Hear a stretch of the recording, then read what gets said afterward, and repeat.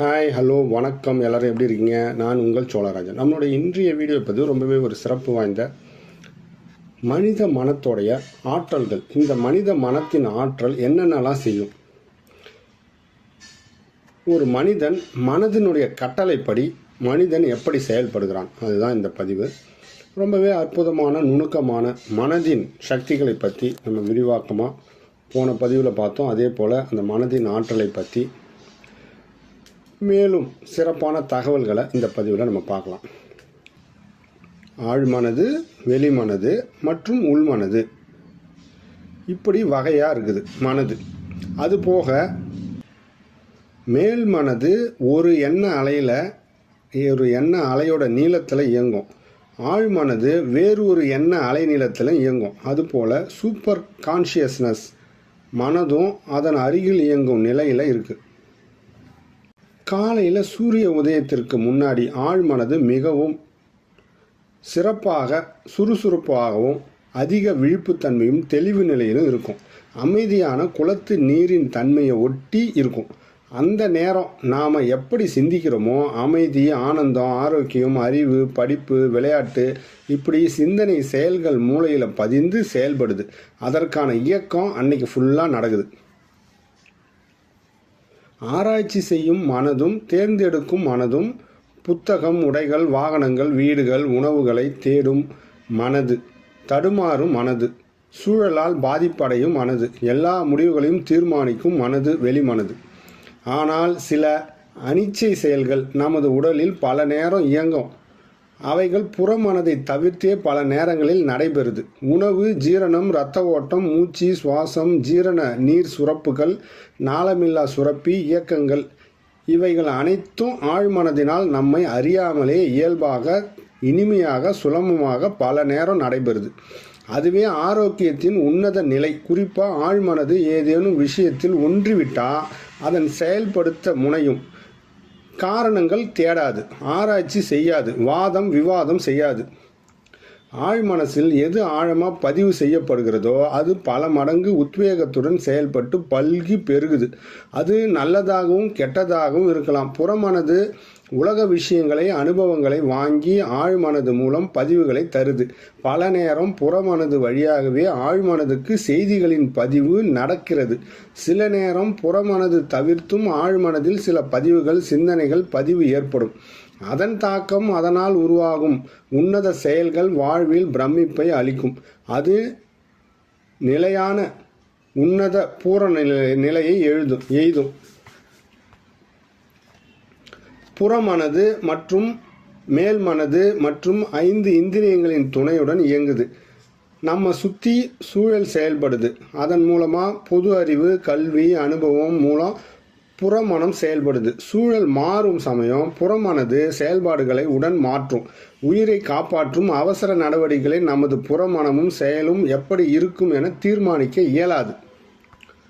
ஆழ்மனது உணர்ச்சிகளின் சங்கமத்தால் இயங்கும். மேலும் முக்கியமான எண்ணங்களின் பதிவு அலுவலகம், சேமிக்கும் அறை அப்படின்னு கூட சொல்லலாம்.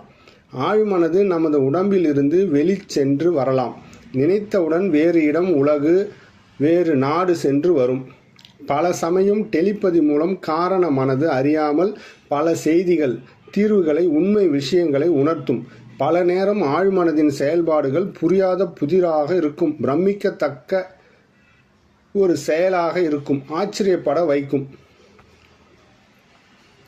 அதிகாலை நேரமும் தியான சமயத்திலும் ஆழ்மனதின் ஓட்டத்துடன் புறமனது இணைந்து விடுவதால், இயங்குவதால் அளப்பரிய உன்னத பிரமிப்பு ஊட்டும் மாயாஜால சக்திகளை பெற்றிடுகிறோம், அனுபவிக்கிறோம். பிறருக்கும் வல்லமை வழங்கும் வல்லமையை பெறுகிறோம். ஆரோக்கியம் அடைகிறோம். மன அழுத்தம் சமன் ஏற்பட அதுவே உகந்த காலம். நமது அபூர்வ சக்தி வாழ்க்கையை சக்தி பேட்டரி முழு அளவில் அவ்வப்போது சார்ஜ் செய்யப்படுது. நமது புறமனது பல நேரம் ஆழ்மனதின் காவல்காரன், வாட்ச்மேன் மற்றும் பல தவறான செய்திகளை தவிர்க்கவும் தவறான செயல்களை தவிர்க்கவும் செய்கின்றன. சில நேரம் ஆழ்மனது சில குறிப்பிட்ட ஆலோசனை படியும் புறமனதை இணைத்து இயங்க செய்யும். பல நேரம் ஆலோசனைக்கு செவி சாய்க்காது. ஒரு பிரச்சனையில் புறமனது பல தீர்வுகளை தரும் சமயம் அதன் செயலை ஆழ்மனதிடம் ஒப்படைக்க வேண்டும். சரியான நேரத்தில் சரியான ஒரு தீர்வை அகமனதின் மூலம் மறுநாளோ, ஓய்வு நேரத்திலோ, அதிகாலை நேரத்திலோ, தியான நேரத்திலோ, உணவு நேரத்திலோ நமக்கு தந்துவிடும். பலர் இதை உணர்ந்தும் இருக்கலாம். நம்மில் மறைந்து இருக்கும் அற்புத சக்தியை, மாய உலகை வெளிக்கொண்டு வருவதில் தியானமும் இயற்கை உணவுகளும் பெரும் பங்கு வகிக்கிறது. சிந்தனை சக்தி, அறிவு சக்தி, செயல் சக்தி, ஞாபக சக்தி அனைத்தையும் உள்ளடக்கியது மனம். மனித சக்தி மற்றும் இரத்த ஓட்டம் ப்ளஸ் காற்று ஓட்டம் ப்ளஸ் பிராண சக்தி ஓட்டம் சரியாக கவனிக்கவில்லை எனில் இந்த இரத்த ஓட்டம் குறையலாம், பார்க்கலாம், அறியலாம், உணரலாம். நம்மிடம் இருந்து குறைவுபடாது, தளர்வுறும், நம் உடலுக்குள்ளேயே அமைந்தது. காற்று ஓட்டம் அறியலாம், உணரலாம். மூக்கருகில் விரல் வைத்து பார்த்தும் உணரலாம். பறவெளியிலிருந்து உள்வரும் வெளியேறும் பிராண ஓட்டம் பார்க்க இயலாது, உள்மனம் ஆற்றலால் உணரலாம். காந்த சக்தி ஓட்டம் மற்றும் இயங்க இயங்க சக்தி விரயமாகும், வெளியேறும், தினமும் சார்ஜ் செய்யப்பட வேண்டும். இரத்த ஓட்டம், காற்று ஓட்டம், பிராண ஓட்டம், வெப்ப ஓட்டம் நமது உடலின் மின்காந்த சக்தி அளவுகளை நிர்ணயம் செய்கின்றன. உடலின் காந்த சக்தி அளவை உயர்த்தும் கலை உள்ளது. பிரபஞ்சத்திலும் இவ்வகை சக்தி பரவி உள்ளது. மனம் என்னும் கருவியை செம்மைப்படுத்தி நல்ல விளை நிலமாக்கி பிரபஞ்ச காந்த சக்தி அபிரதமாக பெற்று அற்புத பலனை பெறலாம். வெளிமனம் துள்ளிடும் மனம், அலைபாயும் மனம் குரங்கு குட்டிக்கு சமம். தன்னிறைவு கொள்ளாது, ஐம்புலன் உதவியால் இயங்கும். அன்றாட வேலைகள் கடமைகளை வெளிமன உதவியுடன் இயல்பாக செய்ய இயலுகிறது. வெளிமனம் சிறப்பாக செயல்படாத போது அன்றாட பணிகள் நிலை தடுமாறி நமது குணம் மாறிட்டு அவப்பெயர் அடைகிறோம். மனிதனை எளிதில் தூங்க விடாது ஆழ்மனம். உள்மனம் அபார சக்தி கொண்டது, ஆர்ப்பாட்டம் இல்லாமல் அமைதியாக உள்ளது. அளப்பரிய ஆற்றல்கள் அடங்கிய நிலையில் உள்ளது. உறங்கும் பூதம் எனலாம். கடல் தண்ணீர் ஒன்றுதான். மேல்நிலையில் எவ்வளவு ஆர்ப்பாட்ட அலை, அடிப்பகுதியில் எவ்வளவு அமைதி நிலை. அதுபோலவே உள்மனம், ஆழ்மனம். உள்மனம் பார்க்காமல் கேட்காமல் இயங்கும். உள்மனம் வெளிமன கட்டளைப்படி மறுப்பில்லாமல் செய்து முடிக்கும். ஆனால் அவசர காலத்தில் உள்மன கட்டளைகளைப்படி மனிதன் செயல்படுகிறான். அவசர காலம் முடிந்தவுடன் வெளிமனம் தனது பொறுப்பை மறுபடி ஏற்றுக்கொள்கிறது. தூங்கும்போது வெளிமனம் ஓய்வு எடுக்கிறது. உள்மனம் நிறைய நேரம் முழு ஓய்வு எடுப்பதில்லை, அரைகுறை விழிப்பு நிலையில் உள்ளது. உள்மனதினால் ஜீரணம், சுவாசம், கழிவு வெளியேற்றம் பிறந்தது முதல் இறப்பு வரை நடைபெறுகிறது.